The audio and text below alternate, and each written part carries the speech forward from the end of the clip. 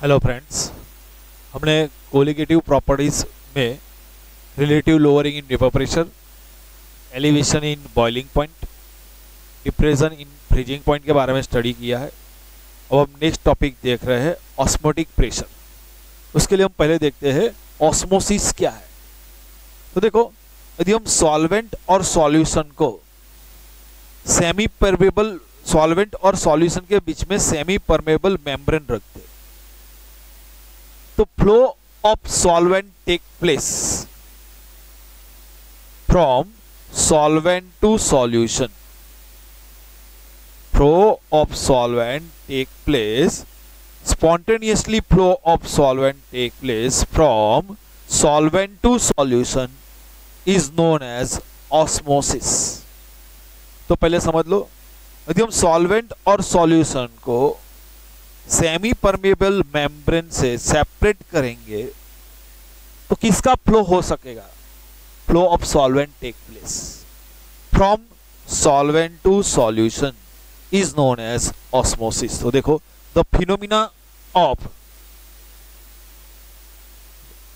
phenomenon of the flow of solvent molecule through a semi permeable membrane from pure solvent to solution is known as osmosis। तो osmosis किसको बोलेंगे? the phenomenon of the flow of solvent molecule। किसका flow होगा? solvent molecule का through a semi permeable membrane from the pure solvent to solution is known as osmosis. अब हम semi permeable membrane के बारे में बात करते हैं। तो semi permeable membrane can be natural such as pig's bladder, parchment, और can be synthetic such as cellophane. तो एग्जाम्पल कौन कौन से सेमी परमेबल मेम्ब्रेन के? पिग्स ब्लेडर, आप बोल सकते हो animals bladder, parchment and cellophane. और मोस्ट इंपॉर्टेंट याद रखना, सबसे बढ़िया सेमी परमेबल मेम्ब्रेन कौन सा है? तो कॉपर फेरोसाइनाइड Cu2FeCN6 सबसे मोस्ट इंपॉर्टेंट बढ़िया सेमी परमेबल मेम्ब्रेन कौन सा है? तो याद रखना, कॉपर फेरोसाइनाइड Cu2FeCN6। ये जो सेमी परमेबल मेम्ब्रेन है ना, वो समझो क्लोथ की तरह एक सीट होती है, फिल्म होती है, जिस तरह हम क्लोथ में बीच में माइक्रो होल होते हैं ना, इसी तरह यहाँ पे देखो semi permeable membrane appear to be continuous sheet या फिल्म। हमको कंटिन्यूअस फिल्म या कंटिन्यूअस शीट लगेगी, लेकिन they contain a network of sub microscopic hole और पोर्स। तो बहुत सारे इसमें होल होते हैं, पोर होते हैं। तो देखो, ये सेमी परमेबल मेम्ब्रेन होता है ना, ये सेमी परमेबल मेम्ब्रेन में बहुत सारे होल होंगे, बहुत सारे पोर होंगे। तो यार ना, सेमी परमेबल मेम्ब्रेन में बहुत सारे पोर होते हैं, होल्स होते हैं। तो एक पोर है, जो होल है, इसमें से flow of solvent take place, यहां से सॉल्वेंट का फ्लो हो सकता है, लेकिन सॉल्यूट का फ्लो नहीं हो सकता। तो याद रखना। तो semi permeable membrane appears to be continuous sheet or film, yet they contain a network of sub microscopic hole or pore। कोई ऐसा लगेगा कि वो continuous sheet है, फिल्म है, इसमें they contain a network of sub microscopic holes, microscopic hole होंगे, pore होंगे। तो semi permeable membrane is the membrane which allows solvent molecule like water. तो होल होंगे, तो इनमें से solvent molecule like water to pass through their holes. ये hole जो होंगे, पोर होंगे ना, उसमें सॉल्वेंट मॉलिक्यूल पास हो सकते हैं, याद रखना।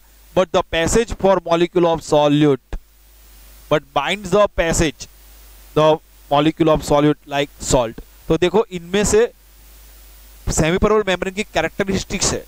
तो सेमी परमेबल मेम्ब्रेन में से सॉल्वेंट के मॉलिक्यूल पास हो सकते हैं, लेकिन सॉल्यूट के मॉलिक्यूल पास नहीं हो सकते हैं। इतने बात याद रहेगा। तो सेमी परमेबल मेम्ब्रेन में से कौन पास हो सकता है? सॉल्वेंट के मॉलिक्यूल।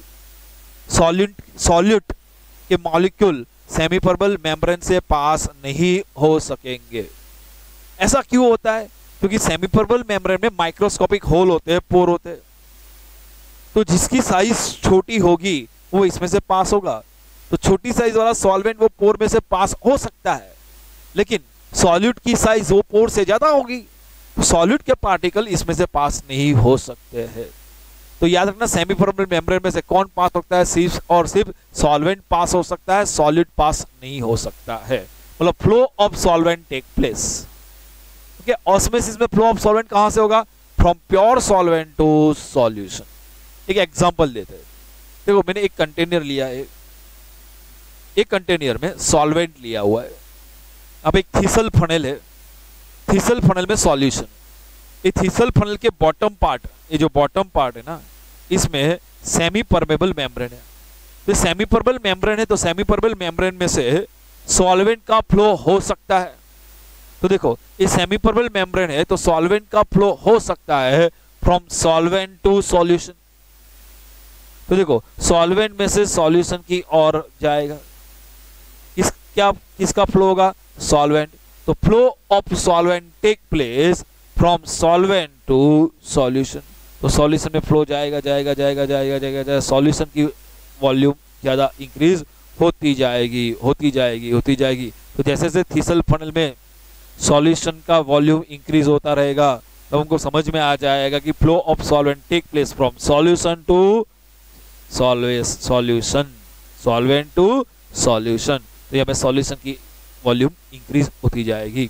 तो याद रखना, तो ऑस्मोसिस के बारे में हमने देखा है, तो ऑस्मोसिस के बारे में हमने क्या देखा पहले वो बात याद कर लो। तो चलो, ऑस्मोसिस में सेमी परमेबल मेम्ब्रेन में से कौन पास हो सकता है, सिर्फ और सिर्फ सॉल्वेंट। कहां से, from pure solvent to solution. Okay, अब नेक्स्ट पॉइंट देखते हैं। यदि हमने डिफरेंट डिफरेंट कॉन्सेंट्रेशन के दो सॉल्यूशन रखे, डिफरेंट डिफरेंट कॉन्सेंट्रेशन है, मतलब एक सॉल्यूशन का कॉन्सेंट्रेशन कम है, लोअर कॉन्सेंट्रेशन है, और दूसरा सॉल्यूशन है उसका कॉन्सेंट्रेशन ज्यादा है, तो flow of solvent take place from lower concentration to higher concentration. Flow of solvent take place from lower concentration to higher concentration. तो सॉल्वेंट का फ्लो होगा कहां से कहां तक होगा, कि lower concentration to semi higher concentration. तो याद रखना कि यदि हमने दो डिफरेंट डिफरेंट कॉन्सेंट्रेशन लिए हैं सॉल्यूशन के, इसमें सेमी परमेबल मेम्ब्रेन रख दिया, तो flow of solvent take place from lower concentration to higher concentration. This phenomenon is known as osmosis. और फ्लो ऑफ सॉल्वेंट यहां से यहां जाएगा, तो जो जहां पे लोअर कॉन्सेंट्रेशन है वहां पे धीरे धीरे कॉन्सेंट्रेशन इंक्रीज होता जाएगा, और यहां पे कॉन्सेंट्रेशन डिक्रीज होता जाएगा। तो एक टाइम ऐसा आएगा कि दोनों का कॉन्सेंट्रेशन सेम हो जाएगा। जब दोनों का कॉन्सेंट्रेशन सेम हो जाएगा तो ऑस्मोसिस स्टॉप हो जाएगा। समझ लो, फिर से बोलता हूं, यदि हमने लोअर कॉन्सेंट्रेशन या हायर कॉन्सेंट्रेशन दो सॉल्यूशन को सेमी परमेबल मेम्ब्रेन से सेपरेट किया है, तो flow of solvent take place from lower concentration to higher concentration. तो सॉल्वेंट का फ्लो होगा कहां से कहां तक, lower concentration to higher concentration. लेकिन कब तक फ्लो होगा, तो जब तक दोनों सॉल्यूशन का कॉन्सेंट्रेशन सेम ना हो जाए तब तक सॉल्वेंट का फ्लो होता रहेगा from lower concentration to higher concentration. और जब दोनों का कॉन्सेंट्रेशन सेम हो जाएगा तो फ्लो ऑफ सॉल्वेंट स्टॉप हो जाएगा, तो हम बोलेंगे इक्विलिब्रियम एस्टैब्लिश हो जाएगा। तो देखो, if the osmosis take place between the solution of different concentration, यदि दो डिफरेंट डिफरेंट कॉन्सेंट्रेशन के बीच में ऑस्मोसिस हो जाए तो क्या होगा, then solvent molecule will move from the solution of low solute concentration to that of the high solute concentration.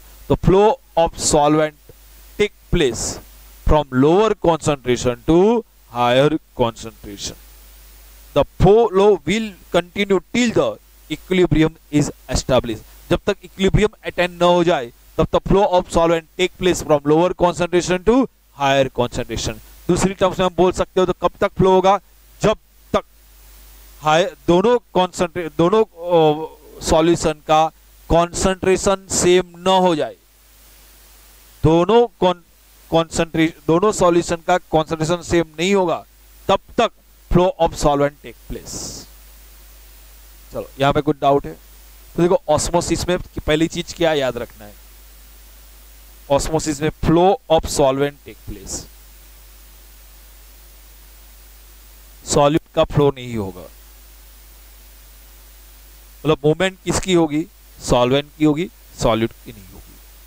कहां से कहां तक, तो देखो यदि हमने सॉल्वेंट एक कंटेनर में सॉल्वेंट रखा है, दूसरे में, और हम बोलते सेमी परमेनेंट मेम्ब्रेन बीच में रख दें, सॉल्वेंट और सॉल्यूशन के बीच में रख देंगे, तो flow of solvent take place from solvent to solution. यदि हमने दोनों सॉल्यूशन लिया है, एक का कॉन्सेंट्रेशन कम है, एक लोअर कॉन्सेंट्रेशन है, और दूसरा हायर कॉन्सेंट्रेशन, तो flow of solvent take place from lower concentration to higher concentration. तो इतनी चीज याद रखनी है ऑस्मोसिस में, याद रखेगा। ऐसे बोलो किसका फ्लो हो सकता है, सॉल्वेंट का, सॉलिड का नहीं होगा, थ्रू सेमी परमेनेंट मेम्ब्रेन। कहां से किस डायरेक्शन में होगा, from pure solvent to solution and from lower concentration to higher concentration. चलो देखते हैं एग्जांपल ऑफ ऑस्मोसिस।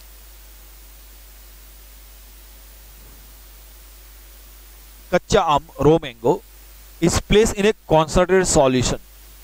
देखो मैंने कच्चा आम को कॉन्सेंट्रेटेड सॉल्यूशन में रख दूं, तो यहां मेरे पास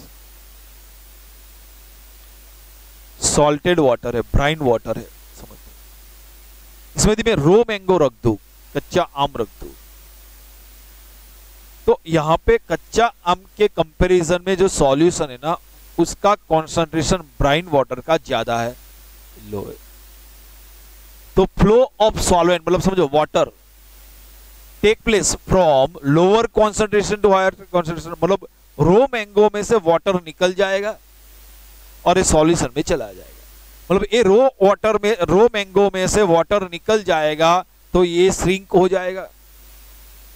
हाँ, पिकल हम बनाते हैं ना, पिकल में ऐसा ही होता है कि कच्चे आम को यदि हम सॉल्टेड वाटर में रख देते हैं तो due to osmosis flow of water take place from raw mango to solution, तो जो रो मैंगो है वो क्या हो जाएगा, श्रिंक हो जाएगा, पिकल बन जाएगा।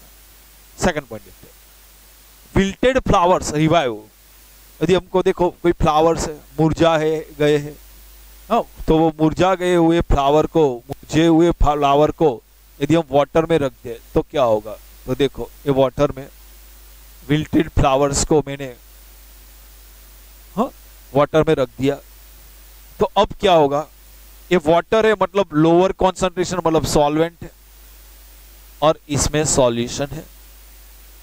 वाटर में रखा मतलब सॉल्वेंट में रखा है फ्लावर को, तो flow of solvent take place from solvent to solution, तो यहां से अंदर जाएगा वाटर और वो फिर से रिवाइव हो जाएगा, फिर से खिल उठेगा। The wilted flowers revive when placed in fresh water through osmosis। अब देखो हम कैरेट की बात करते हैं, यदि कैरेट लिम्प हो जाए तो हम उसको जब वाटर में रख देंगे तो ड्यू टू ऑस्मोसिस वो वापस फॉर्म हो जाएगा। हाँ, कोई कैरेट है यदि वो लिम्प हो गया मतलब वो थिकनेस उसकी चली जाती है तो हम वाटर में रख देते हैं, तो ड्यू टू ऑस्मोसिस इसमें वाटर जाएगा और वो फिर से फॉर्म हो जाएगा। तो देखो एक carrot that has become limp, वो लिम्प हो जाएगा because of water loss into the atmosphere can be place into the water making it form once again through osmosis. तो जो ये कैरेट है, ओके, कैरेट को हम एटमॉस्फेयर रखते हैं तो उसका वाटर लॉस हो जाएगा, वाटर लॉस होने से वो क्या हो जाता है, लिम्प हो जाता है,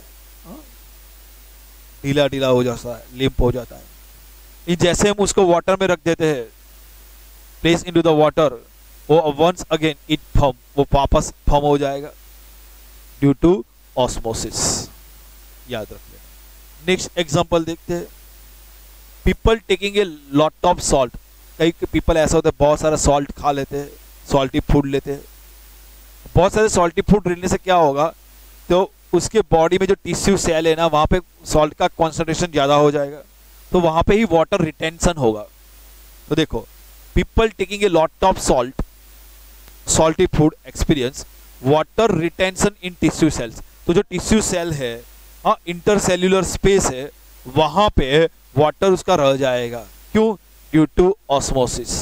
वो बाहर नहीं निकलेगा क्योंकि lower concentration to higher concentration जाएगा। वो बहुत सॉल्टी फूड खा लेगा, तब जो टिश्यू सेल है, जो इंटरसेल्यूलर स्पेस है, वहां पे वाटर रह जाएगा, बाहर नहीं निकलेगा। तो वाटर बाहर नहीं निकलेगा, वह रहेगा, तो दिस रिजल्टिंग पफिनेस और स्वेलिंग हो जाएगा। इसको हम बोलते हैं एडिमा। कौन सी माँ? एडिमा। तो कई लोग ऐसे होते हैं जो बहुत सारा सॉल्टी फूड ले लेते हैं।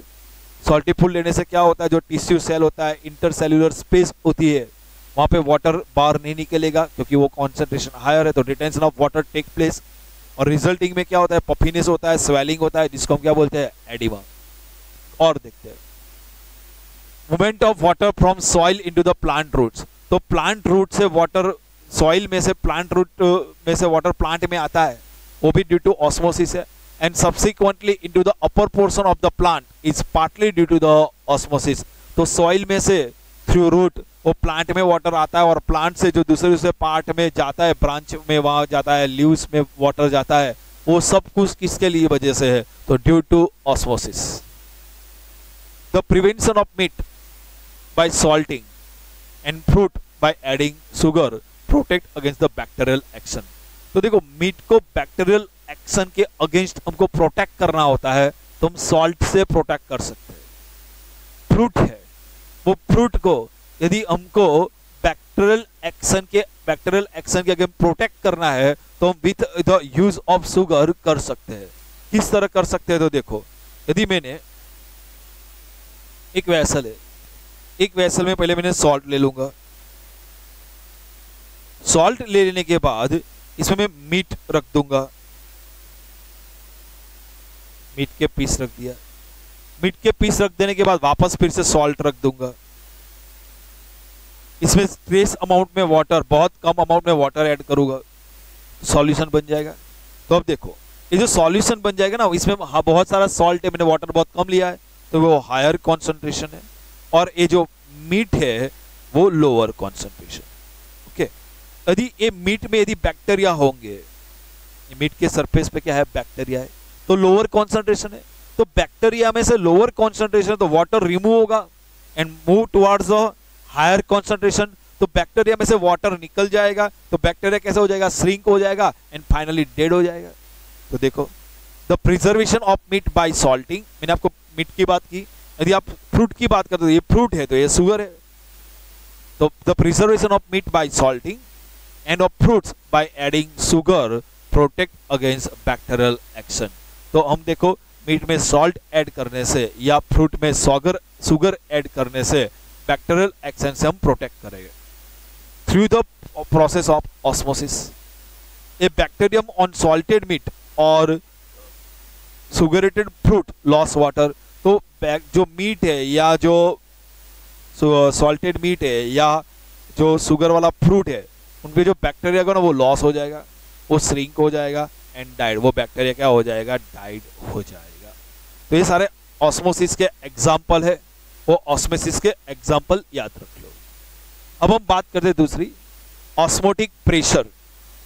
तो ऑस्मोटिक प्रेशर किसको बोलेंगे, the extra pressure required, the extra pressure required to stop osmosis is known as osmotic pressure.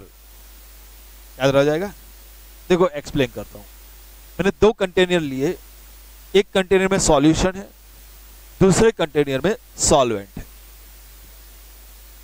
एक सॉल्यूशन पे कितना प्रेशर होगा,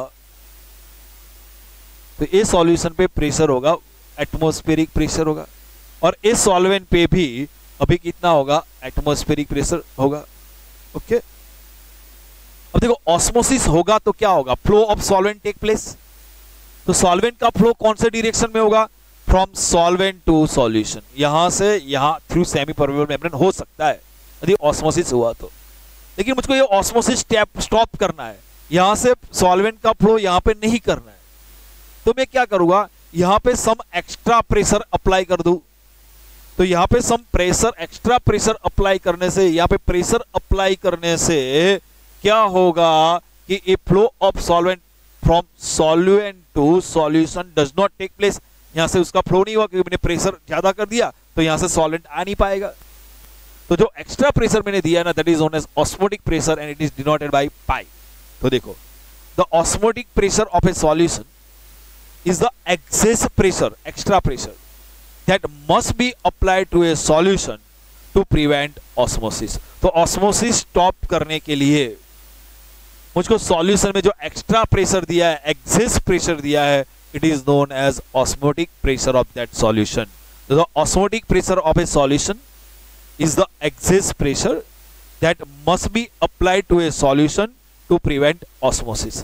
That is the to stop the passage of solvent। तो सॉल्वेंट को यहां से पास नहीं कर पाएगा, उसको हम क्या बोलेंगे, ऑस्मोटिक प्रेशर। कोलिगेटिव प्रॉपर्टी किसको बोलते हैं? The property which depends only number of solid particle but does not depend upon the nature of solid. Solid कौन सा है उसके नेचर पे डिपेंड नहीं करता है, सिर्फ और सिर्फ सॉलिड पार्टिकल पे, नंबर ऑफ सॉलिड पार्टिकल पे डिपेंड करता है, तो हम उसको बोलेंगे कोलिगेटिव प्रॉपर्टी। तो ऑस्मोटिक प्रेशर भी सिर्फ और सिर्फ सॉलिड पार्टिकल पे डिपेंड करता है, लेकिन नंबर ऑफ सॉलिड पार्टिकल पे डिपेंड करता है, लेकिन नेचर ऑफ सॉल्वेंट पे डिपेंड नहीं करता है। तो we can say that osmotic pressure is a colligative property. तो याद रखना ऑस्मोटिक प्रेशर। अब ऑस्मोटिक प्रेशर की फॉर्मूला से मोलर मास कैसे कैलकुलेट कर सकते हैं? तो देखो, osmotic pressure is proportional to the molarity of the solution at a given temperature। तो osmotic pressure is proportional to the molarity। हमने आगे देखा था elevation in boiling point, depression in freezing point। तो depression in freezing point, elevation in boiling point, वो is directly proportional to molality था, और यहाँ पे है molarity। तो याद रखना osmotic pressure is proportional to the molarity of the solution। और यहाँ पे हमने मोलारिटी डिनोट की है सी, सी मतलब कॉन्सेंट्रेशन। यहाँ पे कौन सा कॉन्सेंट्रेशन लेना है? मोलारिटी। तो osmotic pressure is directly proportional to its concentration in molarity. अब देखो, ये प्रोपोर्शनल मुझको निकालना है, तो मैंने लिख दिया R T at a given temperature. Temperature भी कांस्टेंट है, आर भी कांस्टेंट है, तो pi is equal to C R T, where pi क्या है? ऑस्मोटिक प्रेशर है। पाई क्या है? Osmotic pressure. सी क्या है? कॉन्सेंट्रेशन। कॉन्सेंट्रेशन किसमें है? मोलारिटी। आर गैस कांस्टेंट है, और टेम्परेचर क्या है? केल्विन में। अब देखो, सी कॉन्सेंट्रेशन किसमें है? मोलारिटी में। मोलारिटी का फॉर्मूला क्या है? मोल पर लीटर। तो कौन सा मोलारिटी का? Mole per litre, mole of solute upon volume of solution, तो N2/V। तो in place of C we put N2/V। N क्या है? मोल। मोल का फॉर्मूला क्या है? Mass upon molar mass. Mass mass of solute W2, molar mass of solute M2। तो in place of mole we put W2 upon M2। M2 की formula बना देगा तो क्या होगा? W2RT into pi V. तो मोलर मास ऑफ सॉल्यूट की formula हो गई है। तो एक फॉर्मूला से आप डायरेक्ट कर सकते हो न्यूमेरिकल्स। अभी देखो, मुझको याद रखना है, मैं किस तरह याद रखूं ये फॉर्मूला। तो मैं इस तरह फॉर्मूला याद रखता हूं, PV is equal to NRT, ideal gas equation हमको मालूम है। तो PV में pi V is equal to NRT। Pi क्या है? Pressure, pi pressure. V volume, volume याद रखना लीटर में लेना है। N क्या है? मोल, किसके? सॉल्यूट के।